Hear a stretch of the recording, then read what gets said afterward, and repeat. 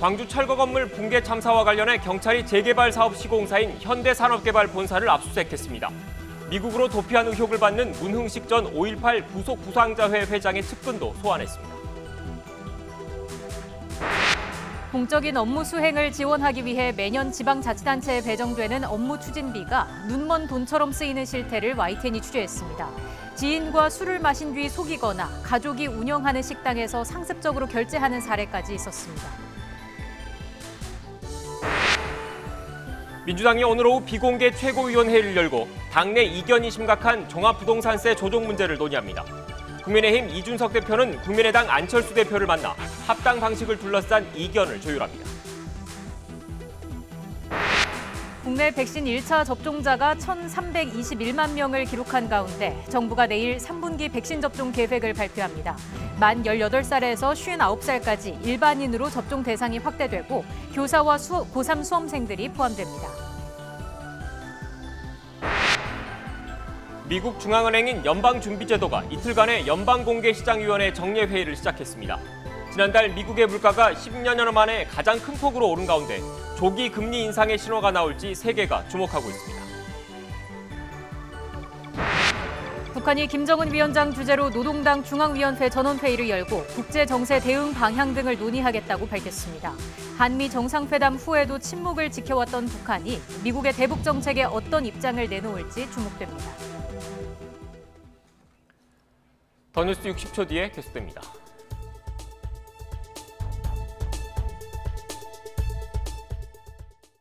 내년 3월 9일 제20대 대한민국 대통령을 뽑는 선거일이 이제 260여일 앞으로 다가왔습니다.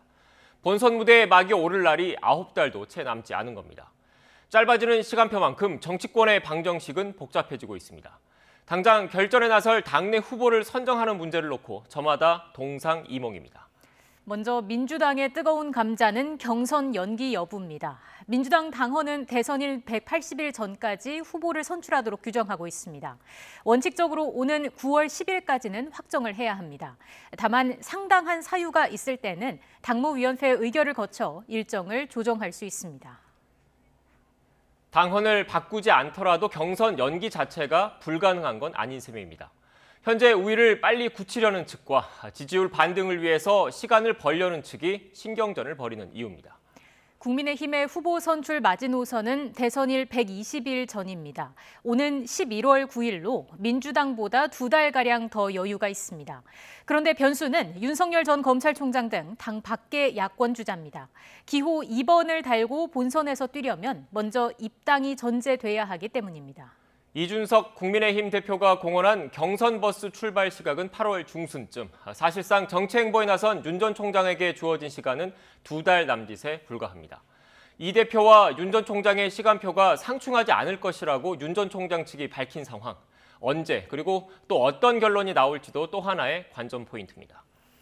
네, 이렇게 조금씩 다가오는 대선 일정과 별개로 오늘도 국회는 바쁘게 돌아가고 있습니다. 더불어민주당 송영길 대표는 오늘 진행된 연설에서 민심과 당심의 괴리 문제를 인정하고 반성하면서 동시에 이준석 대표 체제로 거듭난 국민의힘이 합리적 보수로 발전하기를 바란다고 밝혔습니다.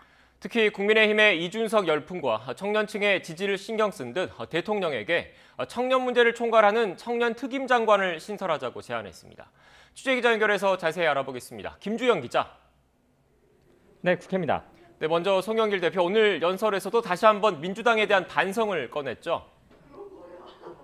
네, 송영길 민주당 대표는 취임 이후 처음으로 진행된 교섭단체 대표 연설에서 민주당의 자기 반성을 앞세웠습니다. 민주당의 당신과 민심이 괴리된 결정적 이유는 당내 민주주의와 소통의 부족이라고 반성했고 특정 세력에 주눅들거나 자기 검열에 빠지는 순간 민주당은 민심과 유리되기 시작한다고 지적했습니다. 나아가 내로남불 지적을 넘기 위해 국민권익위 조사 결과에 따라 소속 의원 12명에게 탈당 권고를 하는 등 민주당의 문제점을 고치기 위해 노력했다고 강조했습니다. 이어 이준석 대표 체제를 맞은 국민의힘을 향해서도 탄핵의 강을 넘어 합리적 보수로 발전하길 바란다고 촉구했습니다. 송 대표의 말 들어보겠습니다. 여야는 상대방의 잘못을 지적하면서 자신의 잘못을 합리화하는 정치가 아니라 서로 자기 반성과 개혁을 통해 국민을 받들고 봉사하는 정치를 만들어 나가기를 기대합니다. 특히 30대 이준석 열풍을 의식한 듯 청년 문제의 심각성을 언급하면서 대통령에게 청년 특임 장관을 신설하자고 제안했습니다. 국정 현안 가운데 최대 부담인 부동산 정책과 관련해서는 공급 폭탄에 가까운 공급 정책을 추진하겠다며 자신의 트레이드마크인 누구나 집 사업을 내세웠습니다. 또 2030년까지 온실가스 배출량을 40%로 감축하고 한국 산업과 방위 산업 발전을 뒷받침하자는 내용 등 미래 비전도 제시했습니다. 자, 민주당 오늘 오후에는 비공개 최고위원회 회의가 열린다고요. 네, 오늘 오후로 예정된 더불어민주당 비공개 최고위원회의에서는 종합부동산세 조정 문제가 논의될 전망입니다. 최근 종부세 조정을 통해 민심을 달래자는 당내 의견과 현 정부의 부동산 원칙을 지켜야 한다는 의견이 팽팽하게 맞서는 분위기인데요. 이에 따라 당 부동산 특위나 의원총회에서도 결론을 내리지 못해왔습니다. 여기에 당 지도부조차 입장 정리를 이루지 못하면서 갈팡질팡하는 것 아니냐는 비판이 당 안팎에서 제기되기도 했습니다. 이 때문에 오늘 회의에서는 종부세를 어느 수준까지 완화할 것인지 또 몇 억 원까지 공제를 해줄 것인지 가닥을 구체적으로 잡게 될 전망입니다. 이를 바탕으로 이르면 이번 주 열릴 정책의원총회에서 최종 결정을 내릴 방침입니다. 이와 함께 오늘 회의에서는 당내 경선 연기 여부를 결정하게 될 대선 경선기획단 출범 문제도 논의하게 될 것으로 보입니다. 네, 이런 가운데 이준석 신임 국민의힘 대표와 안철수 국민의당 대표가 오늘 만나죠. 네, 오늘 오후 이준석 신임 국민의힘 대표가 취임한 이후 공식적으로는 처음으로 안철수 국민의당 대표를 만납니다. 일단 취임 인사를 가는 것인데요. 이 자리에서 양당의 합당 문제가 논의될 것이란 전망이 많습니다. 현재 국민의힘과 국민의당은 합당 실무 협상단을 준비하고 있는 것으로 알려졌는데요. 문제는 당을 합치는 문제를 두고 이견이 여전하다는 점입니다. 안철수 국민의당 대표는 어제 몇 가지 원칙을 담은 입장을 내면서 당대당 합당 방식을 강조하기도 했습니다. 하지만 이준석 국민의힘 대표는 처음 듣는 얘기라고 선을 그었고 국민의힘 관계자들은 조건부터 내세우냐며 불쾌감을 숨기지 않는 등 신경전이 펼쳐지고 있습니다. 여기에 야권 유력 대선 주자인 윤석열 전 검찰총장의 행보 등 커다란 변수들이 많아 국민의힘과 국민의당 합당 논의는 난항이 예상됩니다. 지금까지 국회에서 YTN 김주영입니다.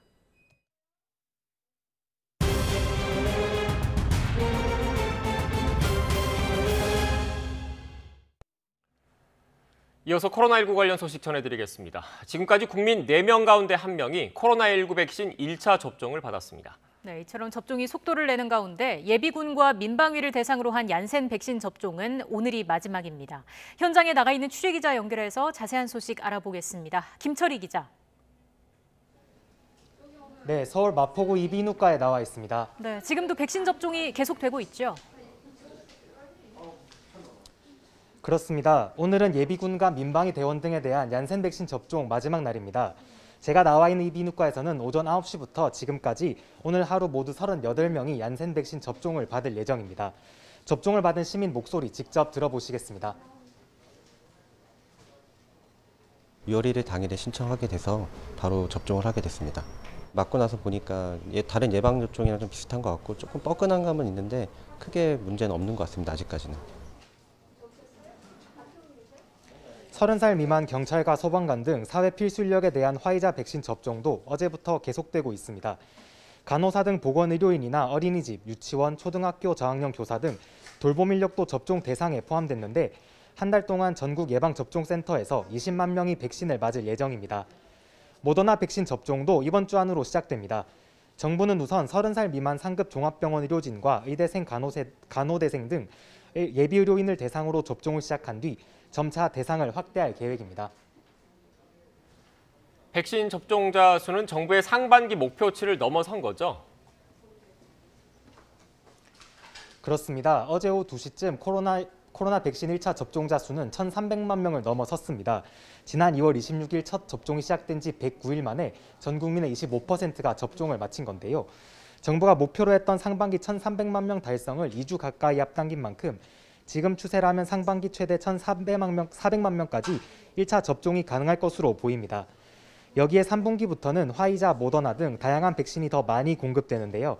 이에 맞춰 정부는 위탁의료기관에서 아스트라제네카나 얀센 백신뿐 아니라 화이자와 모더나 백신도 접종하는 방안을 추진하기로 했습니다.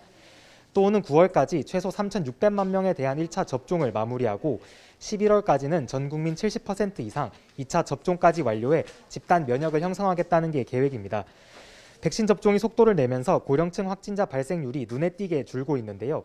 방역당국은 75살 이상 고령층의 경우 지난해 12월 인구 10만 명당 15.8명의 발생률을 보였지만 예방접종률이 90%에 이른 6월 2주차에는 인구 10만 명당 발생률이 2.3명으로 줄었다면서 예방접종 효과를 설명했습니다. 지금까지 서울 마포구 이비인후과에서 YTN 김철입니다. 김부겸 국무총리는 중앙재난안전대책본부 회의에서 내일 3분기 예방접종 계획을 국민께 보고드릴 예정이라고 밝혔습니다. 또 오는 20일에 발표할 새 거리두기 개편안은 방역과 일상에 큰 변화가 올 것이라고 말했습니다. 직접 들어보시겠습니다. 내일 정부는 3분기 예방접종 계획을 국민 여러분들께 보고드릴 예정입니다. 세계적인 팬데믹 상황에서 백신 수급에 있어서 불확실성이 있습니다만은 집단 면역 달성과 일상 회복이라는 국민적 염원 하루빨리 실현될 수 있도록 철저히 준비하고 실행하겠습니다. 이번 일요일 중대본에서는 7월부터 적용할 새로운 거리두기 개편안을 확정 발표합니다. 이번 개편은 방역과 일상 큰 변화가 올 것으로 예상되는 만큼 국민 여러분 모두에게 충분한 준비 시간을 드리고자 합니다. 경기도 김포의 한 어학원에서 집단 감염이 발생해 지금까지 27명이 확진됐습니다. 방역당국은 어학원 수강생과 학부모 등 900여 명을 대상으로 전수조사를 마쳤는데 지금까지 파악된 밀접 접촉자 267명이 더 늘어나거나 추가 확진자가 나올 가능성도 있습니다. 김포시는 해당 어학원 수강생이 다니는 유치원 6곳과 학교 7곳 등 13곳의 등교 수업을 중단했습니다. 대전 초등학생 보습 학원 관련 확진자가 6명 추가돼 28명으로 늘었습니다. 학원 내 접촉자뿐 아니라 확진자 가족 등으로 연쇄 감염이 보고됐습니다. 방역당국은 역학관계가 확인된 11개 초등학교를 원격 수업으로 전환했습니다. 다음 달부터 국외 백신 접종자에 대한 자가격리가 면제됨에 따라 미주 지역의 재외공관에 비상이 걸렸습니다. 미국 주재 공관과 한인사회에 따르면 다음 달부터 해외 예방접종 완료자들에게 자가격리 면제를 허용하기로 하면서 현지 동포들의 문의가 폭주하고 있습니다. 미주 각 공관에는 문의 전화가 잇따르고 있고 LA와 뉴욕 총영사관은 격리 면제 업무를 전담할 태스크포스를 구성했습니다. 미국 동서부의 중심지죠. 캘리포니아와 뉴욕주가 코로나19 관련 방역 규제를 대폭 풀고 경제 활동을 전면 재개했습니다. 백신 접종률이 높아지면서 접종을 마친 사람들은 대부분 실내외에서 마스크 없이 다닐 수 있게 됐습니다. 김태현 기자입니다. 미국에서 가장 인구가 많은 캘리포니아주가 15일 화요일부터 코로나 방역 규제를 대부분 해제했습니다. 지난해 3월 미국의 주정부 가운데 가장 먼저 주민들에게 자택 대피령을 내리며 봉쇄 조치에 나선 지 약 15개월 만입니다. 수용인원 제한과 거리두기 등의 방역 규제가 사라짐에 따라 백신 접종을 마친 사람들은 대부분 실내외에서 마스크를 쓰지 않아도 됩니다. 다만 대중교통수단과 병원, 학교, 보육과 교정시설 등에서는 여전히 마스크를 써야 합니다. 캘리포니아 주민 4천만 명 가운데 47%가 백신 접종을 마쳤고 59%는 최소 한 번 이상 맞았습니다. 성인 중에는 72%가 한 차례 이상 접종했습니다. Finally, we are here, June 15th, to turn the page, to move beyond capacity limits, to move beyond these color coding, move beyond social distancing and physical distancing. 성인들의 1회 이상 백신 접종률이 70%에 이른 뉴욕주도 같은 날 방역 규제를 대부분 해제했습니다. 쇼핑 시설과 식당, 극장 등은 물론이고 건설과 농업, 어업 현장에 적용됐던 제한 조치도 풀렸습니다. All the state mandated restrictions are lifted on commercial, social settings, sports and recreation, construction, manufacturing, retail, buildings, all across the board. We can get back to living and businesses can open. 축하를 위한 불꽃놀이가 맨해튼의 뉴욕항 등 뉴욕주 10곳에서 곧 벌어지게 됩니다. 앞서 시카고가 속한 일리노이주는 성인 백신 접종률이 70%에 육박하자 가장 먼저 지난 11일 경제를 전면 재개했습니다. YTN 김태현입니다. 미국 질병통제예방센터 CDC가 그동안 관심 변이로 분류해온 인도 변이를 우려 변이로 격상시켰습니다. CDC는 인도 변이의 전염성이 더 높고 백신 접종 이후 혈청으로 인한 중화 효과가 감소할 잠재력이 있는 것으로 나타났다면서 이같이 지정했습니다.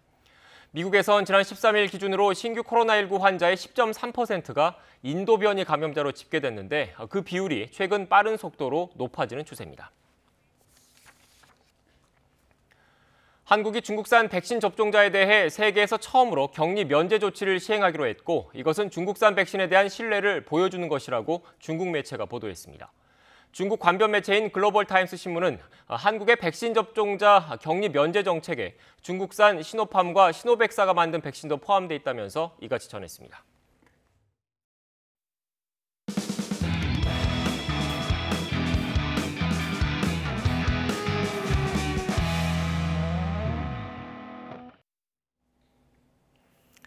우리나라에 법정 공휴일 제도가 도입된 건 언제였을까요? 지금으로부터 70여 년 전으로 거슬러 올라갑니다. 정부가 수립되고 이듬해 6월에 처음 규정이 만들어졌습니다. 일요일이나 선거일을 제외하고 3.1절과 제헌절, 광복절, 개천절 같은 국경일을 포함해서 식목일, 추석 등 총 11일이 공휴일로 지정됐습니다. 이후 시간이 흐르면서 현충일과 어린이날 등이 추가로 공휴일로 지정이 됐고요. 1989년에는 설 전후와 추석 전날까지 추가로 지정되면서 19일까지 늘어났습니다.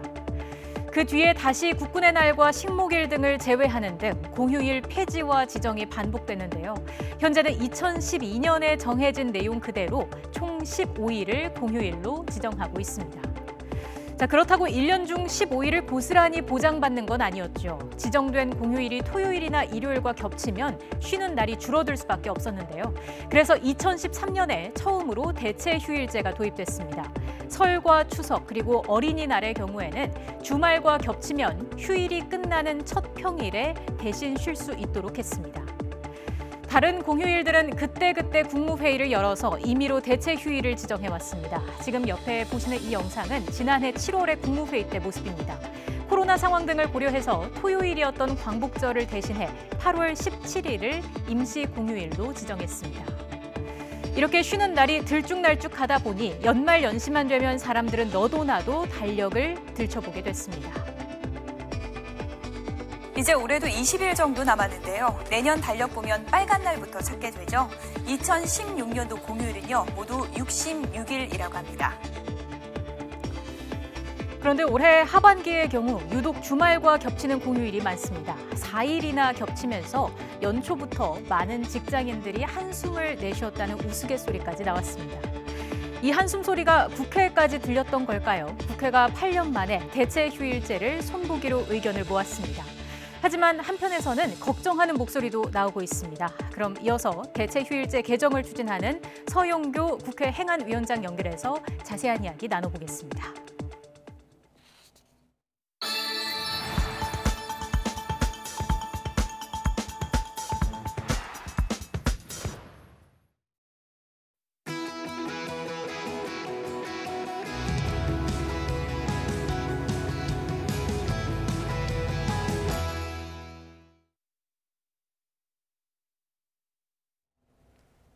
네, 전해드린 것처럼 국회에서 대체 공휴일 확대 논의가 한창입니다. 네, 대체 공휴일 확대에 찬성한다는 의견이 70%가 넘는다는 여론조사 결과도 나왔는데요. 서영교 위원장과 이야기 나눠보겠습니다. 위원장님 나와 계십니까? 예, 안녕하세요. 행정안전위원장 서영교입니다. 네, 반갑습니다. 더불어민주당이 대체 공휴일을 확대하는 법안을 6월 임시국회에서 처리하기로 했는데 이게 대체 공휴일 적용 범위를 어느 정도로 확대를 하겠다는 건가요? 행정안전위원회에 나와 있는 대체 공휴일, 저는 국민공휴일법이다 이렇게 이름을 지었는데요. 예. 국민공휴일법 관련한 법안은 여야 할 것 없이 여러 의원들이 내서요. 여러 가지 법안이 나와 있습니다. 우선은 올해 같은 경우에는 빨간 날이 앞으로 4일이 없어졌습니다. 예. 빨간 날이 4일이 없어졌으니 제일 중요한 것은 없어졌던 빨간 날을 다시 찾아오자. 그래서 국민께 그 빨간 날을 다시 만들어서 쉴 수 있게 해드리자. 그렇게 하면 4일이고요. 이렇게 되는 법안 외에 또 내용으로 4월 5일 식목일은 이 지구 온난화 이런 의미에서 지구를 살리자라고 하는 의미에서 나무 심는 날. 그래서 식목일을 또 식목일을 공휴일로 만들자라고 하는 안도 있고요. 순국선열들을 잘 모셔야 된다라고 해서 순국선열들의 날을 공휴일로 하자라고 하는 의견도 있고요. 이렇게 대체 공휴일, 국민 공휴일 법안이 여러 개 올라와 있습니다. 네. 지금 위원장님 말씀을 들어보면 지금 국회에 올라와 있는 관련 법안들이 뭐 물론 논의를 좀 더 해야 되겠지만요. 통과되면 최소 네. 하반기에 휴일이 4일이 더 생기는 거잖아요. 근데 이렇게 국회에서 4일이 더 생깁니다. 네, 4일이 더 생기는 거잖아요. 그래서 국회에서 이렇게 추진을 하는 이유, 아무래도 국민적인 찬성 여론이 높기 때문이라고 하던데 관련된 여론조사 결과를 하셨다면서요? 네, 여론조사했습니다. 네, 소개를 좀 해주시겠습니까? 제가 직접 여론조사를 했습니다. 저희가 법안을 논의하려고 하니까 야당에서도 이거 국민들이 많이 찬성하고 원하는 것 같은데 여론조사 한번 해보면 어떨까요? 라고 해서 그런 의견을 받아서 여론조사를 했는데요. 대체 빨간 날을 다시 찾아오자라고 하는 데는 국민의 72.5%가 찬성을 했습니다. 그리고 또 저희들이 여론조사를 하기 전에 다른 기관에서 여론조사한 것에 의하면 그런 날을 임시 공휴일이라도 해달라라고 하는 여론조사는 10명 중에 9명이 찬성을 했습니다. 찬성 여론이 높은 상황인데 근데 이걸 또 세부적으로 들여다보니까 직업별로는 차이가 있더라고요. 자영업자와 주부의 네. 경우에는 대체 공휴일에 찬성하는 비율이 상대적으로 낮았는데 이건 어떻게 분석하고 계십니까? 찬성하는 율이 사무직 노동자들 같은 경우에 사무직 일을 하는 사람들 같은 경우엔 약 84% 정도가 찬성을 했고요. 그리고 생산 기술직 서비스직에서는 약 85% 정도가 찬성을 했고 네. 주부는 64% 정도, 자영업자는 약 50% 찬성했는데요. 이것은 자영업자들이 그 소규모 영업을 하기 때문에 쉴 경우에는 휴일에 대한 유급으로 해야 되는지 아닌지 이런 것에 대한 고민이 있었을 거다라는 생각도 좀 들기도 합니다. 그런데 저희가 또 다른 조사를 해본 결과 대체율이 생기면 많은 사람들이 나들이를 가거나 아니면 가족끼리 식사를 하기 때문에 자영업이 살아난다 이런 연구 결과도 나와 있다고 말씀드릴 수 있을 것 같습니다. 네. 여론조사 결과 등에 대해서 설명을 해주셨는데 위원장님 그런데 현재 공휴일 제도의 근거는 관공서의 공휴일에 관한 규정 그러니까 시행령에 규정이 돼 있더라고요. 그런데 국회가 이거를 어떻게 보면 보다 상위 규정인 법률로 정하겠다는 건데 이유가 있습니까? 공휴일에 관한 법이 있을까요? 정말 신기한 건 공휴일에 관한 법이 없었습니다. 공휴일이라고 하는 것은 관공서 공휴일에 관한 규정이라고 대통령령으로 있었습니다. 관공서에 관한 공휴일에 대한 규정에 따라서 다른 사람들이 그날이 쉬는 날이다 생각하고 공휴일로 쉬어왔던 거지요. 그리고 사업체는 사업가와 노동자 간의 협약에 의해서 쉬는 날을 정해서 관공서가 쉬는 날에 따라서 쉬어왔던 겁니다. 관공서 휴일에 관한 것에는 국경일 그리고 기념일, 토요일, 일요일과 같은 날들이 들어있었던 겁니다. 그래서 이 내용이 토요일, 일요일과 공휴일이 겹칠 경우에는 이것을 쉴지 안 쉴지를 그때마다 대통령께서 대통령령으로 국무회의를 통해서 개정해야 했습니다. 그래서 그런 게 아니다. 국민의 휴식권은 기본적으로 헌법이 보장하는 권리이다. 이 헌법이 보장하는 권리를 법으로 만들어 놓자. 그리고 올해처럼 이렇게 코로나로 어렵고 모두 다 힘든 이 시기에 국민의 휴식권을 보장해 주어야 하는데 빨간 날이 사라졌는데 이 빨간 날을 다시 되돌리려면 대통령께서 4번에 걸쳐서 개정을 또 해나가야지 되는 겁니다. 그래서 그런 것이 아니라 이것에 대해서 원칙을 세우자라고 해서 법으로 올리게 된 거죠. 그래서 국민 공휴일법 그리고 이 공휴일이 토요일, 일요일과 겹칠 때는 돌아오는 월요일 또는 토요일, 일요일 전에 금요일을 공휴일로 하나 더 만들자라고 하게 된 겁니다. 그러니까 새로 공휴일을 만드는 게 아니라 빨간 날이 토요일, 일요일에 겹치면서 사라졌습니다. 그 빨간 날을 새로 살려내자라고 하는 의미로서, 그리고 앞으로 또 더 중요한 의미가 생기면 또 다른 공휴일이 지정되어야 되기 때문에요. 그럴 때 법으로 만들어서 전 국민에게 같이 휴식권이 보장될 수 있게 하자는 의미입니다. 네, 연장선상에서 오늘 그 진행된 입법 공청회에서 구체적으로 어떤 논의가 오갔는지도 설명을 해주실까요? 경영자 쪽에서는 나와서요, 어려움을 호소했습니다. 5인 미만의 사업장이라든지 아니면 5인에서 30인 미만의 사업장, 영세 사업장, 영세 소상공인들이 어려움을 겪을 텐데 이것에 대해서 충분히 고려해 줬으면 좋겠다라는 의견을 내셨고요. 한국노총에서도 나오셨었는데요. 한국노총에서는 당연히 빨간 날이 있었는데 이것을 전 노동자들이 다 쉴 수 있게 해달라, 국민이 쉴 수 있게 해달라, 이렇게 이야기를 했고요. 그리고 법제연구원에서는 다른 나라는 전부 다 이게 공휴일 법으로 제정되어 있는데 우리는 관공서에 대한 규정으로 되어 있기 때문에 법으로 만들어서 국민들이 쉴 수 있고, 그리고 쉬는 것이 그냥 쉬는 것이 아니라 재생산을 위한 축적이고 부가가치를 더 만들어내는 재충전이고, 그리고 많은 사람들이 함께 행복하게 하는 생산을 더 극대화시킬 수 있는 효과가 있다라고 하는 의견이 나왔고요.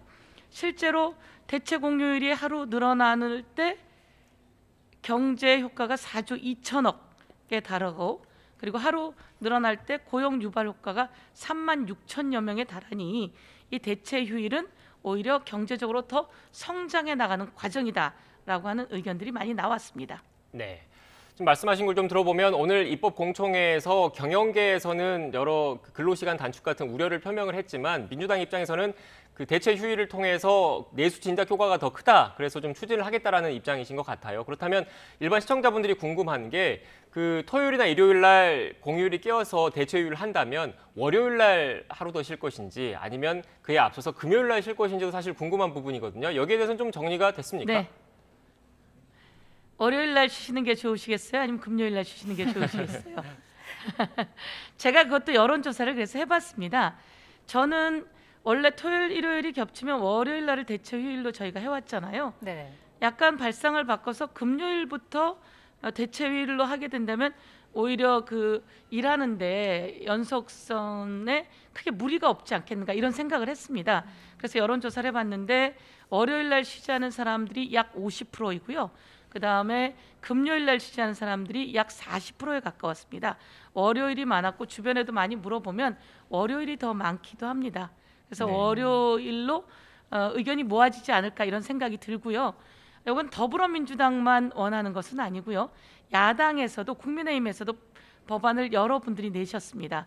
그리고 국민의힘에서 오늘 공청회를 하는데 이 영세 사업자나 아니면 이런 사람들이 어렵다고 하는데 오히려 대체율이 되면서 자영업자들은 훨씬 장사가 잘 될 것이다. 네. 그리고 많은 그 경제적 활성화가 이루어질 것이다라고 하는 얘기를 야당에서도 많이 하셨고, 야당에서도 없어진 빨간 날을 새로 살리는 것에는 반대할 이유가 없다, 이런 입장입니다.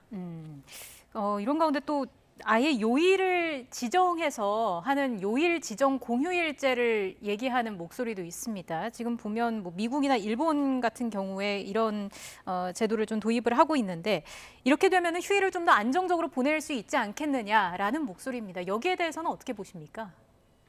그렇습니다. 요일을 딱 지정해서 몇째 주 무슨 요일이라고 지정하면 토요일, 일요일과 겹치지 않기 때문에 안정적으로 휴일이 보장될 수 있습니다. 그런데 이번에 법으로 올려서 안정화시키면 똑같은 효과가 있습니다. 대한민국은 3.1절, 3월 1일을 되게 의미 있게 두었거든요. 그다음에 8.15 광복절, 이런 것처럼 날짜를 의미 있게 기념일로 정해온 것이 있어서 기존에도 그런 논의가 있었는데 아마 오늘도 대체 요일에 관한 논의는 할 수 있을 거라고 생각합니다. 네. 그렇지만 날짜를 요일을 지정하는 것은 다른 나라도 그렇게 하기도 하는데 이번 검토까지는 좀 다음 단계 정도에 가서 한 번 더 검토할 수 있지 않을까 이런 생각을 합니다. 네.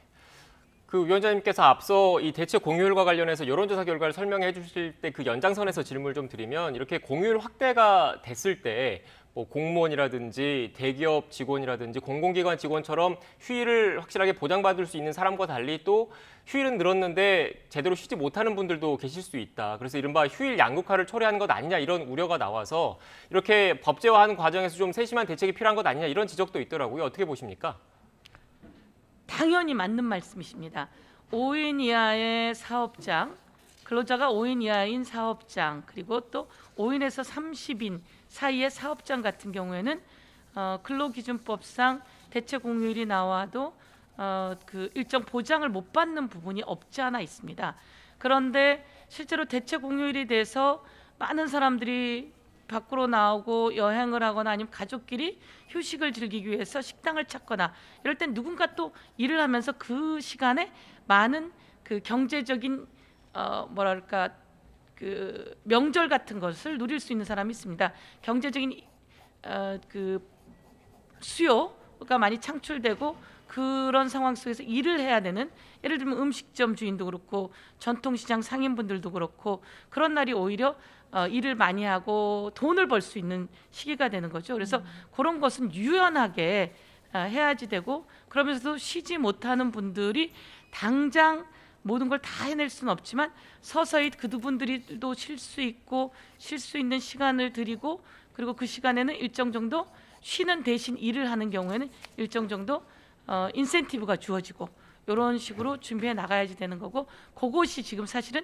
이번 법안을 만드는 과정 속에서 주요한 과제입니다. 그래서 오늘 좀 집중적으로 정부와 정부 각 기관과 또 의원님들이 같이 논의하게 되실 겁니다. 네, 알겠습니다. 위원장님, 마지막으로 간략하게 앞서 6월 임시국회 얘기가 잠깐 나오기도 했는데 시청자 여러분들이 좀 궁금한 게, 그렇다면 이 법안이 실제 6월 안에 국회 본회의 문턱을 넘을 것인지, 그리고 이번 광복절부터 하루 더 쉴 수 있는 것인지가 사실 궁금하거든요. 약속하실 수 있습니까?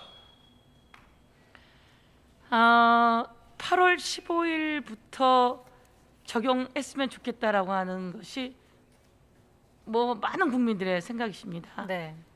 그러면 빠르게 움직여서 이 법안을 통과시켜야 8월 15일부터 적용되지 않겠습니까? 그래서 여러 가지 아까 말씀드렸듯이 우려의 목소리들을 다 담아내고 문제 없게 하려면 약간의 시간이 필요하긴 합니다. 그렇지만 최대한 이번 6월 임시국회에서 통과시켜 낸다라고 하는 입장으로 진행해 나가고 있습니다. 그리고 그렇게 하려고 합니다. 6월 29일에 본회의가 예정돼 있고요. 그래서 그 전에 이 법안이 상임위에서 통과되어야 법사위를 거쳐 본회의로 올라가고 8월 15일에 적용될 수 있을 거다, 이렇게 생각하고 있습니다. 그렇게 해내도록 최선을 다해서 노력을 해보겠습니다. 네, 알겠습니다. 지금까지 국회 행정안전위원회 서영교 위원장과 함께 대체 공휴일과 관련된 이야기 나눴습니다. 위원장님, 오늘 말씀 고맙습니다. 감사합니다.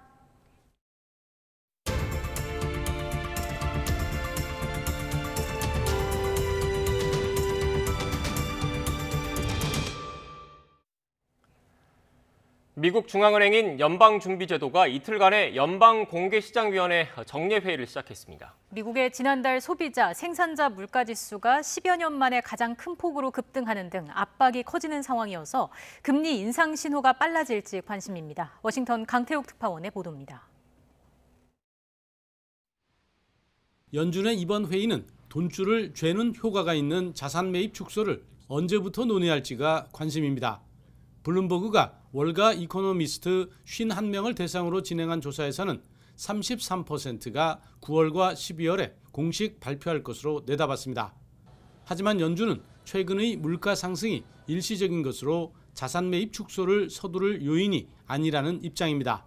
And the Fed will most likely stick to its current intent and being patient and waiting to hike policy rates until the employment record really starts to heal.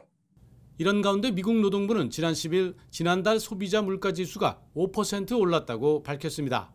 국제유가가 150달러를 넘었던 2008년 8월 이후 13년 만에 가장 큰 폭입니다. 이어 5월 생산자 물가지수도 통계를 작성한 2010년 11월 이후 가장 큰 폭인 6.6% 급등했다고 발표했습니다. 시장에서는 최근의 물가 상승이 일시적인 것이 아닐 수 있다며 연준의 다른 신호를 점치고 있습니다. 미국 최대 은행인 JP 모건 체이스의 제이미 다이먼 최고 경영자는 금리 인상에 대비해 현금 보유를 5천억 달러까지 늘렸다고 밝혔습니다. 억만장자 헤지펀드 운영자인 폴 튜터 존스는 연준이 이번 회의에서도 고물가 위험을 무시할 경우 인플레이션 관련 거래에 강하게 투자라는 신호라고 말했습니다. 이번 회의에서 금리 인상 시점이 빨라질 수 있다는 신호가 나올 것으로 보고 있는 겁니다. 금리 인상 시점 전망은 연준 위원들의 점도표를 통해 이뤄집니다. 지난 3월 회의에서는 내년이 소수, 내후년이 다수였는데 이번에 전망 시기가 앞당겨질지 주목되고 있습니다. 워싱턴에서 YTN 강태욱입니다. 전해드린 것처럼 미국에서 조기 금리 인상 가능성에 대한 관측이 나오고 있지만 국내 주식시장은 계속 달아오르고 있습니다. 이틀 연속 최고치를 넘어선 코스피는 오늘 다시 경신할 가능성이 커지고 있습니다. 증시 전문가인 이남우 연세대 국제학대학원 개건 교수와 이야기 나눠보겠습니다. 안녕하십니까? 네, 안녕하세요. 네, 안녕하세요. 교수님, 먼저 국내 유가증권 시장부터 알아봐야 될 것 같은데 지금 2시 27분 현재는 3,278선을 오르내리고 있는데 장중 한때 3,280을 돌파를 해서 네. 최고치를 경신을 했습니다. 예. 이렇게 연일 그 최고치를 경신하고 있고 달아오르는 이유는 뭐라고 보십니까? 그러니까 지수 자체에 큰 의미를 부여하긴 그렇지만 그러니까 최근에 이제 주가 상승의 모멘텀이 국내 미국 다 이제 한 2달 5월 달부터 아주 상당히 그 모멘텀이 좋은데 가장 큰 이유는 경제 회복이 가시화되고 있고 최근에 경제 성장뿐만 아니라 기업 이익이 상향 조정이 되고 있습니다. 네. 그래서 이제 국내뿐만 아니라 미국이 그래서 이제 그게 어떻게 보면 가장 주가를 뒷받침하는 가장 근본적인 요인이라고 할 수 있겠습니다. 미국 경제 회복에 대한 어떤 기대감이 증시에 반영됐다라는 말씀이신데, 근데 외국인 투자자들의 순매수 전환 여부는 아직 좀 불투명한 상황인 거죠? 그러니까 우리 국내에서 그 외국인 동향에 대해서 관심을 많이 갖는데 최근에는 그 퀀티테이티브 이제 기계로 주문을 내는 펀드가 많아서 실제 순매수 매도가 큰 의미가 없는 경우도 많습니다. 예. 근데 이제 하나 사실은 한국이 전 세계적으로 그 성장의 모멘텀이 낮은 나라고 우리나라 대형주 중에 두 자릿수 성장을 지속적으로 하는 기업이 많지 않다고 외국인들을 봐서 한국에 대해서 그렇게 긍정적으로 보진 않지만 최근에 이제 보면 밸류에이션이 어느 정도 무난한, 그러니까 퍼 기준으로 올해 한 12배 정도 수준이니까 과도하지 않아서 어느 정도 리스크랑 리워드, 그러니까 올라가는 거랑 내려가는 게 어느 정도 상쇄되는 그런 국면이라고 외국인들은 보고 있는 것 같습니다. 네. 그런데 일단 우리 기업들의 실적에 대한 기대감, 경제 회복에 대한 기대감들이 전반적으로 증시에 반영됐다라고 설명을 해주셨는데 이 가운데 주요 지표 가운데 하나로는 그 환율을 봐야 되지 않겠습니까? 오늘 같은 경우에 원달러 환율이 좀 떨어졌는데 환율이 떨어졌다는 건 결국 달러 값이 떨어지고 상대적으로 원화 값이 올라갔다는 거에서 그렇죠. 그 차익을 실현할 수가 있는 거지 않습니까? 예. 우리 증시에 투자를 하면 네네. 장기적으로 봤을 때 예. 그것도 좀 긍정적인 요인으로 봐야 되는 겁니까? 근데 이제 외국 투자가는 제가 해외에서 펀드도 직접 운영해보고 그래서 이 환율은 기업의 이익을 어느 정도 상쇄해주기 때문에, 그러니까 원화가 강세가 되면 그만큼 우리나라 수출업체들의 기업 이익이 그만큼 하향 조정이 되거든요. 그래서 네트 상쇄가 되기 때문에 그렇게 큰 중요한 변수는 아니라고 보이고 전반적으로 미국 달러 약세, 그다음에 이제 아시아뿐만 아니라 다른 기타 통화 강세 그런 추세이기 때문에 환율에 그렇게 큰 의미를 우리가 부여하기는 좀 그럽니다. 예. 네, 그렇다면 어떤 부분에 좀 집중을 해서 봐야 될까요? 주요 시장 지표를 놓고 봤을 때.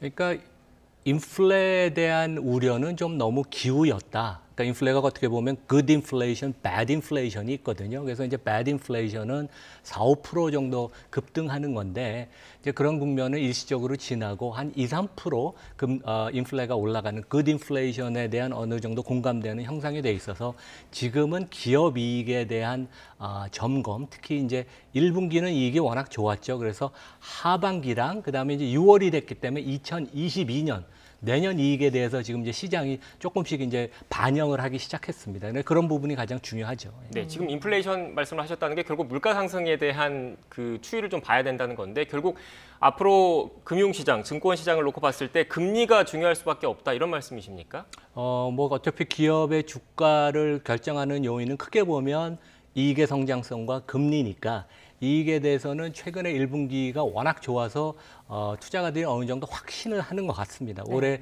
우리나라 기업 이익이 한 60% 이상 증가한다고 전문가들이 예상을 하니까 그래서 이제 금리가 올라가는 건 기정사실인데 어느 정도 속도로 언제부터 올라가느냐 그게 가장 중요하겠죠. 네.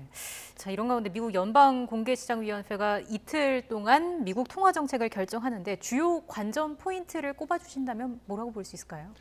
결국 그 이제 회의를 하고 나서 그 발표하는 문장의 그 문구를 저희가 봐야 되는데, 네. 그러니까 이제 지난달에 이미 어느 정도 양적 완화를 축소할 수 있다는 얘기가 조금 언급이 됐고, 그다음에 페드 의장을 했던 제닛 앨런, 지금은 이제 재무장관이죠. 재무장관이 시장과 교감을 상당히 잘합니다. 그래서 금리를 충분히 올릴 수 있는 거에 대해서 시장이 맷집을 가질 게 그동안 커뮤니케이션을 여러 번 해서 제 생각에는 뭐 어떤 커멘트가 나올지는 솔직히 뭐 속단을 하기는 어렵지만 시장이 뭐 아주 놀라는 그런 쇼크가 나올 가능성은 없다고 보입니다. 네.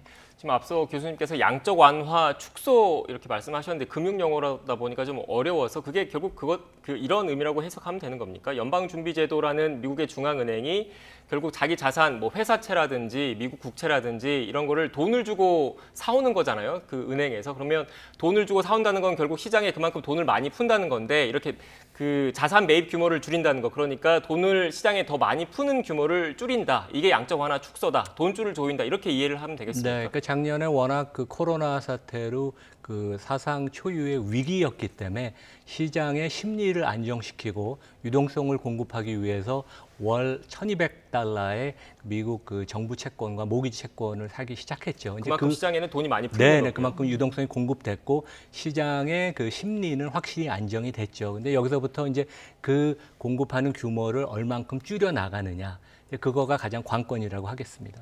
네.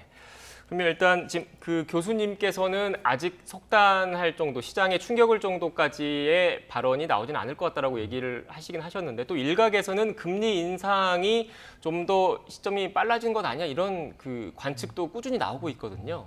근데 이제 우리 주식을 보는 사람들만 너무 지금 예민을 한데 실제 미국 그 10년 국채 금리는 오히려 최근에 더 하락을 했죠. 그래서 3, 4월에 한 1.8%까지 올라갔다가 최근에 이제 1.5%까지 빠져서 채권 플레이어들은 오히려 어느 정도 경기 회복의 가시화, 그다음에 인플레, 그다음에 이제 금리 상승을 어느 정도 반영을 해서 시장이 좀 차분한데 네. 주식시장은 우리 시장의 밸류에이션이 주가 수준이 너무 높았기 때문에 조금 예민한 게 아닌가 그렇게 생각을 합니다. 이제 결국에는 뭐 우리에겐 또 어떤 영향이 있을 것인가 이게 또 관심인 건데 한국은행이 강력한 긴축 시그널을 계속 보냈습니다. 기준금리 인상 시점이 그래서 좀 예상보다 빨라지는 거 아니냐라는 전망도 나오고 있는데 어떻게 보세요? 최근에 그 하는 총재님의 그 발언을 보면 금리 인상이 어느 정도 그 사정권 안에 들어갔다고 보입니다. 네. 근데 이제 작년에 금리를 어떻게 보면 좀 더 한 차례 더 낮출 수도 있었는데 제 생각에는 한은이 미국 그 정책을 어느 정도 따라가고 그다음에 이제 지금 한은이 어떤 그 독특한 뷰를 갖고 통화 정책을 하는 게 아니라 시장의 컨센서스를 많이 의식하기 때문에 제 생각에 연말 전에 뭐 금리 인상의 그런 시도가 있지 않을까 그렇게 생각을 합니다. 네, 교수님 연장선상에서 그 금리 인상이 좀 더 빨라질 수 있다라는 관측을 내놓으시는 전문가분들의 그 의견 가운데 하나가 우리나라는 기축통화국이 아니어서 그 외국인 투자자금 그 유입, 유출 여부를 좀 고려를 했을 때 금리를 미국보다 우리나라가 낮추는 것보다는 금리를 높이는 게 상대적으로 더 원활하다. 정책 결정을 하는 게 좀 쉬울 것이다. 그래서 금리 인상이 더 빨리 이루어질 수도 있다. 이런 분석을 내놓으신 분들도 계시더라고요. 어떻게 보십니까? 뭐 좋으신 지적인데 과거보다는 이머징 마켓, 한국이 이제 이머징 마켓입니다. 여전히 우리 대만 포함해서. 근데 이머징 마켓에 대해서 외국 투자가들이 오버웨이트 포지션이 아니었기 때문에 그 자금의 유출입이 꽤 큰 이슈가 될 것 같지는 않을 것 네, 같습니다. 많은 투자를 안 했다 이런 말씀이신 거죠? 예. 여기에 또 금리 인상이 본격화됐을 경우에 나오는 우려들도 있잖아요. 아무래도 좀 가장 우려되는 게 가계부채 문제 아니겠습니까? 여기에 대해서는 어떻게 보세요? 그러니까 그 금리를 올린다는 거는 거꾸로 그만큼 경기가 좋아서 이제 올린다는 거니까 성장도 올해 4% 이상 넘는 게 거의 확실시 되고 일자리도 조금 더 많이 창출이 될 테니까 그러한 선순환의 효과도 있지만 가계부채가 지금 뭐 너무 과도하고 역사적으로 높은 수준이기 때문에 금리가 올리면 어차피 이제 상향 추세로 갈 테니까 상당히 충격이 있고 그다음에 가계들이 그 소득이 지금 이렇게 늘어나지 않는 양상이기 때문에 충격은 확실히 있을 것 같습니다. 네, 그 연장선상에서 그 가계부채 그리고 금리가 올라가면 부동산 시장 같은 실물 자산 시장에도 영향을 줄 수밖에 없을 것 같은데 어떻게 전망하십니까? 네, 뭐 우리가 지금 얘기하는 것은 약간의 그 상향 조정 정도고 시장이 주식시장도 그렇고 부동산 시장도 둘 다 위험 자산이지 않습니까? 그 정도 충격은 충분히 감내할 수 있어서 그렇게 큰 충격은 아니고 저희가 생각해 보면 2, 3년 전에 미국 10년 국채 금리가 뭐 3%를 넘었습니다. 그래서 뭐 지금 1.5%니까 여기서 한 2% 정도 올라가고 국내 금리도 어느 정도 비슷한 퍼센티지로 올라가는 거는 큰 위험 자산을 투자하는 투자가 입장에서 큰 부담은 아니라고 저는 생각합니다. 네, 알겠습니다. 미국도 그렇고 우리나라 금융당국도 그렇고 시장에 큰 충격을 주는 정책 결정을 하진 않을 것이다 이런 전망을 내놓으셨습니다. 지금까지 이남우 연세대 국제대학원 개건교수와 함께 시황 그리고 통화정책 관련된 이야기 나눴습니다. 오늘 말씀 고맙습니다. 네, 감사합니다.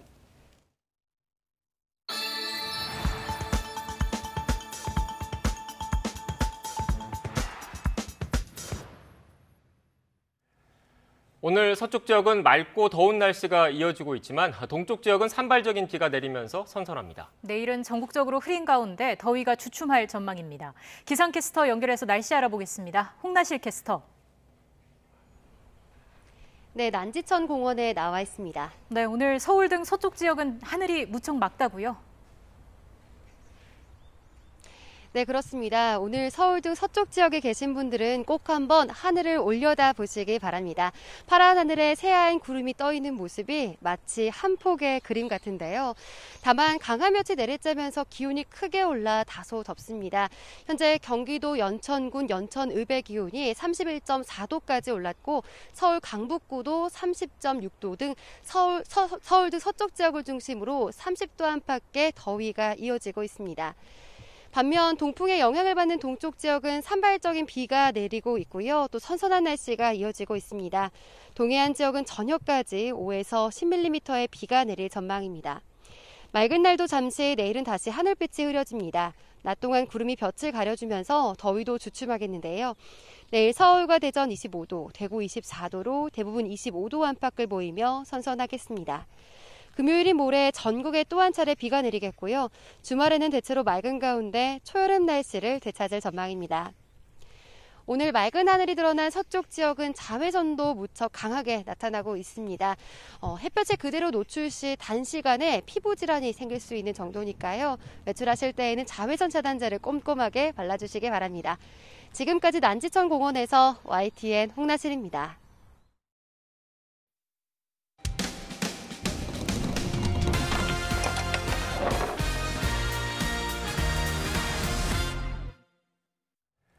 공적인 업무 수행을 지원하기 위해서 지방자치단체에 매년 업무 추진비가 배정됩니다. 그런데 눈먼 돈처럼 쓰인다는 제보가 들어왔습니다. 지인과 술을 마셔놓고 공무원들과 업무를 협의하는 데 썼다고 속이거나 가족이 운영하는 식당에서 상습 결제하는 경우도 있었습니다. 제보는 Y 김우준 기자입니다. 지난달 11일 저녁 서울 마포구의 한 고깃집. 지역 구민에게 술을 따르는 남성. 마포구의회 신종갑 부의장입니다. 2시간가량 이어진 술자리 비용은 신 부의장이 결제했습니다.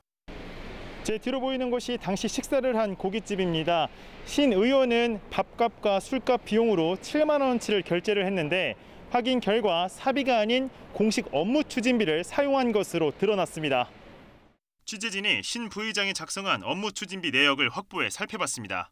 참석 인원은 3명, 목적은 공원 녹색과 업무 협의, 전부 거짓입니다. 짜다 보니까 좀 금액이 좀 많이 나오다 보니까 그렇습니다. 문제되면은 제가 그 금액에 대해서는 제가 하도록 하겠습니다. 공적인 목적을 위해 써야 하는 업무 추진비가 지자체 의원들의 쌈짓돈으로 전락한 건 하루 이틀 일이 아닙니다. 인천 미추홀구 3선 의원인 이한영 구의원. 과거 상임위원장 시절 업무 추진비를 가족이 운영하는 식당에서 상습적으로 결제한 것으로 드러났습니다. 48만 원인가 그래요. 그래서 그건 내가 주체가 되는 거기 때문에 그거는 예산으로 반납을 했습니다. 동료 의원들도 이 의원 가족 가게를 단골집처럼 드나들었습니다. 5년간 1,100만 원. 모두 업무 추진비와 의회 운영비로 냈습니다. 오늘은 이한영 의원네 가서 그냥 얼큰하게 오리탕이나 먹지 그러면 그걸로 가는 거예요. 우리끼리 그냥 팔아주는 건데 뭐 그냥 한번 거기 가서 먹자 이거거든요. 서울 은평구청은 지난 2018년 김미경 구청장이 취임한 직후부터 3년간 개인 휴대전화 비용을 세금으로 대납했습니다. 비서실 직원들의 휴대전화 요금도 지원해줬는데 그 비용만 수천만 원에 이르는 것으로 파악됐습니다. 그러다 한 시민단체의 정보공개 청구로 이런 사실이 들통나자 구청장과 비서진들은 전액을 반환했습니다. 2018년도 취임 당시에 사실 좀 실무자가 좀 사고가 있었습니다. 이제 그 문제점이 있을 수 있어서 바로 다 4월 16일자로 전액 다 한수를 지시했습니다. 마포구의회 신종갑 부의장은 경찰과 선거관리위원회에 각각 고발돼 조사를 받고 있습니다. 미추홀구 이한영 구의원은 국민권익위원회에 이해충돌방지법을 위반한 혐의로 신고가 접수됐습니다. 김미경 은평구청장은 횡령 혐의 등으로 고발돼 경찰 수사를 앞두고 있습니다. 세금을 쌈짓돈처럼 쓰고 용처를 속이는 지자체 관계자들이 과연 이들 3명에 불과할지 의구심을 떨치기 힘듭니다. 문제되어지는 것들은 특히 일부분들이 수면으로 드러난 것들이고 수면 밑에서 예산 목적으로 사용되거나 또는 뭐 사적으로 사용되는 부분들이 더 드러나지 않은 부분이 더 크다고 생각되어지고요. YTN 김우준입니다. 광주에서 발생한 건물 붕괴 참사의 재발을 막기 위한 입법이 속도를 내고 있습니다. 위험한 해체 공사를 할 때 감리자가 현장에 있도록 하는 법안이 국회 소위원회를 통과한 겁니다. 정부는 광주 사고의 원인을 규명해서 추가적인 재발 방지 대책도 마련한다는 방침입니다. 조태현 기자입니다. 17명이 죽거나 다친 광주광역시 철거 건물 붕괴 사고. 대형 참사가 벌어진 배경 가운데 하나로 철거 공사에 대한 관리 감독이 제대로 이루어지지 않았다는 점이 문제로 지적되고 있습니다. 해체 공사를 할 때 공사 감리자를 지정해야 하긴 하지만 공사장에 있어야 한다는 조항이 없어 사실상 비상주로 운영됐기 때문입니다. 철거 계획서에 따라서 제대로 공사가 될 것이다 안 될 것인가에 대한 판단은 초반에 대부분 이루어지기 때문에 비상주 감리로 계약이 돼 있습니다. 일단 안 계신 걸로 파악됐습니다. 이런 문제를 해결할 건축물관리법 개정안이 국회 법안소위원회 문턱을 넘었습니다. 해체 난이도를 따져 위험성이 큰 공사에는 감리가 상주하도록 한 겁니다. 또 신고 절차가 없었던 해체 공사에도 착공 신고를 의무화해 감리 계약 준수 등을 감시하기로 했습니다. 해체 계획서에 따라 철거 공사가 제대로 진행되고 있는지를 점검하고 언론 등에서 제기된 감리 및 시공 과정에서 나타난 전반적인 문제들도 조속히 검토하고 개선을 추진토록 하겠습니다. 이 법안이 국회 본회의를 통과하면 대통령 제거와 공포 절차를 거쳐 3개월 뒤 시행될 예정입니다. 정부는 해체 공사의 안전 관리를 강화함과 동시에 참사 원인도 명확하게 따져 추가적인 재발 방지 대책을 마련한다는 방침입니다. YTN 조태현입니다. 광주 철거 건물 붕괴 참사와 관련해 경찰이 해당 재개발 사업의 시공사인 현대산업개발 본사를 압수수색했습니다. 광주경찰청 등에 따르면 수사본부는 오늘 오전 서울 현대산업개발 본사에 수사관 10여 명을 보내 압수수색 영장을 집행했습니다. 현대산업개발은 철거 중이던 건물 붕괴로 17명의 사상 피해가 발생한 광주 학동 4구역 재개발 사업의 시공사입니다. 오늘 오전 11시 반쯤 충북 충주시 양성면 영중리 사방댐 공사 현장에서 콘크리트 작업 중에 거푸집이 무너져 작업자 2명이 매몰됐습니다. 신고를 받은 소방당국은 사고 발생 1시간 반 만에 매몰자 2명을 모두 구조해 병원으로 이송했습니다. 병원으로 이송된 50대 작업자는 심정지 상태인 것으로 알려졌으며 다른 60대 작업자는 중상으로 의식이 있는 것으로 전해졌습니다. 고장난 컴퓨터를 고치기 위해서 불렀더니 자신들이 만든 악성 코드를 몰래 설치한 수리기사들이 경찰에 붙잡혔습니다. 그래놓고선 해킹을 당했다고 속인 뒤 피해자들에게서 거액의 복구비를 받아 챙겼습니다. 보도에 이준엽 기자입니다. 컴퓨터에 있는 문서와 이미지 파일의 형식이 갑자기 바뀝니다. 이렇게 바뀐 파일을 아무리 클릭해도 열리지 않고 특정 메일 주소로 연락하라는 메시지만 뜹니다. 파일을 못 쓰게 만든 뒤 복구해주는 대가로 돈을 요구하는 이른바 랜섬웨어, 악성 프로그램에 감염된 겁니다. 자기 PC를 볼 수 있어요, 직접. 얘가 뭘 하고 있는지. 랜섬웨어를 유포한 이들은 다름 아닌 컴퓨터 수리업체 소속 기사들. 50명 넘는 기사가 속한 유명 컴퓨터 수리업체의 본사입니다. 업체 소속 기사 9명은 데이터 복구나 수리를 위해 인터넷으로 이 업체를 찾은 손님들을 범행 대상으로 삼았습니다. 지난해 12월부터 넉 달 동안 출장 수리를 나간 업체들을 상대로 원격 침입 악성 코드를 설치했습니다. 이후 랜섬웨어에 감염시킨 뒤 해커의 소행이라고 속여 4개 업체에서 3천여만 원을 뜯어냈습니다. 또 실제로 랜섬웨어 공격을 당해 복구를 의뢰한 업체 21곳에 대해선 추가 감염시켜 더 많은 수리비를 받는 수법 등으로 3억 3천만 원을 챙기기도 했습니다. 수리기사 업체까지도 제가 찾아가 봤었는데 사무실에 못 들어오게 해요, 저를. 해커하고 주고받은 이메일을 제가 직접 눈으로 보고 싶은데 사무실에 못 들어오게 하니까 볼 수도 없고. 수리기사들은 전국에 지사를 둔 유명 업체 소속이었기에 별다른 의심을 사지 않았습니다. 경찰분이 말씀해 주시기 전까지는 절대 수리해 줬던 업체가 유포를 했을 거라고 절대 생각을 못 했습니다. 배신감이 좀 많이 큽니다. 업체 측은 이번 사건에 대해 별다른 해명을 내놓지 않았습니다. 피해 관련해서 다른 지점에서 나가시라니까 이런 일 나가시라고요. 없도록 하겠다. 나가시라고요. 맞는지라도 경찰서에서 알아서 조사하겠죠. 잘못한 적 있으면. 네. 경찰은 랜섬웨어를 제작하고 유포한 혐의로 컴퓨터 수리기사 5명을 붙잡아 이 가운데 2명을 구속했습니다. 복구비를 부풀린 4명은 사기 혐의 등으로 입건했습니다. 추가 수사는 진행이 되고 있고요. 대부분의 지금 검거된 사건은 이번 주 내로 송치가 완료될 예정입니다. 악성 프로그램을 판매한 사람들을 지금 추적하고 있습니다. 경찰은 랜섬웨어 몸값을 내다보면 피해가 더 커질 수 있다며 발견 즉시 경찰에 신고해달라고 당부했습니다. YTN 이준엽입니다. 자연스러운 신체 접촉은 성추행으로 볼 수 없다면서 무죄를 선고한 군사법원 판결이 잘못됐다는 대법원 판단이 나왔습니다. 대법원은 강제추행 혐의로 기소된 육군 학생군사학교 전 간부 A씨의 상고심에서 무죄를 선고한 원심을 유죄 취지로 깨고 사건을 고등군사법원으로 돌려보냈습니다.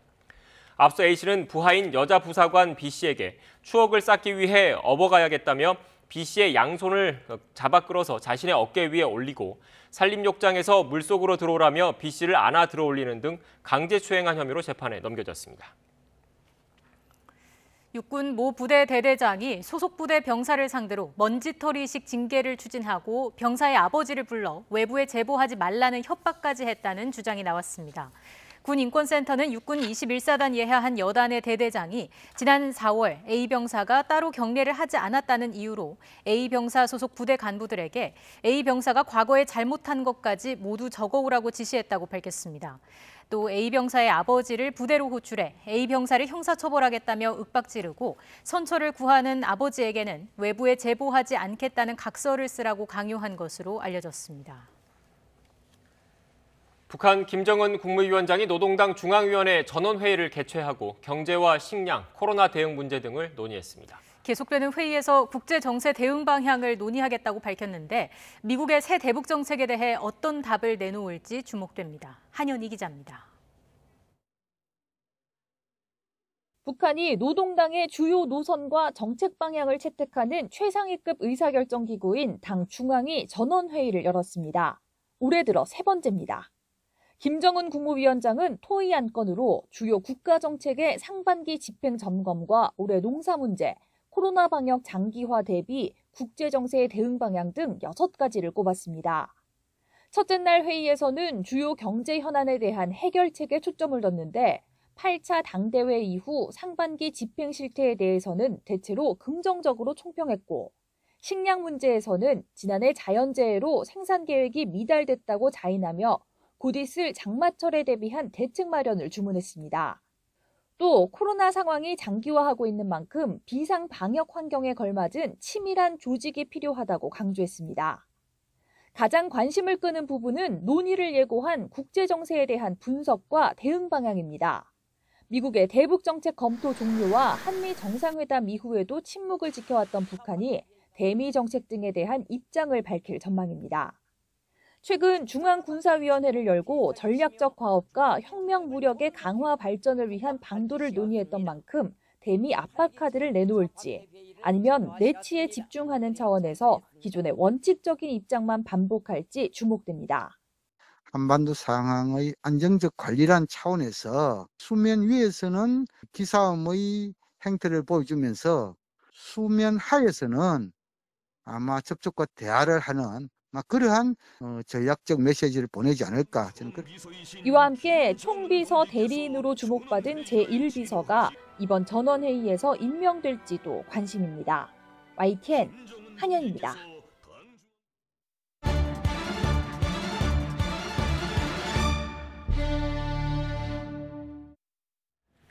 지난해 이맘때 열렸던 대한민국 동행 세일이 오는 24일, 18일간의 일정으로 다시 진행됩니다. 코로나19로 억눌렸던 소비를 촉진하려는 행사인데 올해는 비대면 할인 행사에 무게가 더 많이 실렸습니다. 이광엽 기자가 보도합니다. 코로나19 여파의 시름이 깊어진 소상공인과 중소기업의 판로를 넓혀주기 위한 동행 세일 행사가 확정됐습니다. 오는 24일부터 18일 동안 열리는데 이번엔 온라인 중심으로 진행됩니다. TV 홈쇼핑, 라이브 커머스, 티커머스, 배달 앱 등 다양한 비대면 유통 플랫폼이 폭넓게 참여하여 최대 50%까지 가격을 할인하는 판촉 행사를 추진합니다. 가장 판매가 활발할 것으로 보이는 7개 TV 홈쇼핑에서는 400여 개가 넘는 상품을 특별 조건으로 판매합니다. 지방자치단체 온라인몰에서는 식품과 생활용품 등 지역을 대표하는 다양한 품목을 값싸게 살 수 있습니다. 올해는 저희가 총 16개 지역 온라인몰과 지역 행사를 연계해서 전국적으로 참여하는 행사로 준비를 했다는 점이 있고요. 백화점과 대형마트, 전통시장, 면세점 등 일반 대면 매장에서도 다양한 할인 행사가 펼쳐집니다. 상공인들에게는 정부의 생활 속 거리 두기에 맞춰 사전에 방역 지침이 제공됩니다. 전통시장에서 사용하는 온누리 상품권은 할인 혜택이 10%로 확대됩니다. 지난해 동행세일 기간에 신용 체크카드 사용액은 4.6% 늘었고 전통시장 일평균 매출액은 10% 이상 증가했습니다. 동행세일과 관련한 할인 품목과 할인율 등 상세한 정보는 홈페이지에서 찾아볼 수 있습니다. YTN 이광규입니다. 이베이 코리아 매각 우선 협상 대상자로 신세계그룹의 이마트와 네이버가 유력한 것으로 전해졌습니다. 유통업계에 따르면 이베이 본사는 이사회를 열고 신세계그룹의 이베이 코리아 인수를 사실상 확정한 것으로 전해졌습니다. 정확한 입찰 금액은 확인되지 않았지만 당초 이베이 코리아가 제시한 5조 원에는 못 미치는 4조 원대로 네이버는 인수금의 20%가량을 참여한 것으로 알려졌습니다. 코로나19가 발생하면서 집단 감염의 온상이라는 오명을 썼던 크루즈선 여행이 점차 조금씩 늘고 있습니다. 아직까지는 개인 방역 수칙을 지켜야 하는 불편함이 있지만 관광업계는 적극 반기고 있습니다. 보도에 최문석 기자입니다. 지중해와 맞닿은 스페인 최고의 해변 휴양 도시 말라가에 밤늦게 대형 크루즈선이 들어오고 있습니다. 코로나19가 퍼지면서 금지됐던 스페인 본토의 크루즈선 정박이 1년 3개월 만에 재개된 것입니다. 아침을 맞는 여행객들의 표정이 여유롭습니다. 항구에 내려 하루 여행 일정에 들어갑니다.